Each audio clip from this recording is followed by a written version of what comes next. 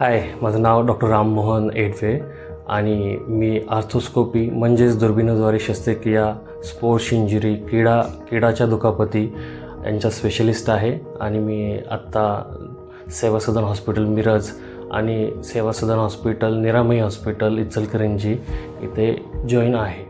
आज आपण जाणून घेऊया स्पोर्ट्स इंजुरीबद्दल. स्पोर्ट्स इंजुरी म्हणजे नेमकं काय? तर स्पोर्ट्स इंजुरी ह्या फक्त स्पोर्ट्स पर्सनना होतात का कॉमन माणसांना होतात? तर हे एक मिथ आहे की स्पोर्ट्स इंजुरी फक्त स्पोर्ट्स पर्सनना होतात, प्रोफेशनल. ह्या आजकाल खूप कॉमन लोकांमध्ये पण जाणवत आहेत. स्पोर्ट्स इंजुरी म्हणजे नेमकं काय होतं की आपण कधीतरी एकदा खेळायला जातो आणि आपला पाय ट्विस्ट होतो आणि आपल्याला ACL लिगामेंट इंजुरी होते, मेनिस्कस टिअर होतं, सांधा निखळतो आणि ह्या सर्व गोष्टी आहेत तर त्या स्पोर्ट्स इंजुरीमध्ये येतात.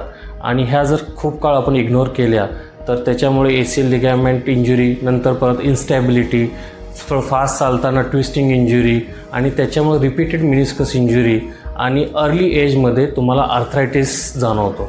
तर स्पोर्ट्स इंजुरी जर झाली असेल तर त्वरित त्याचं निदान केलं पाहिजे.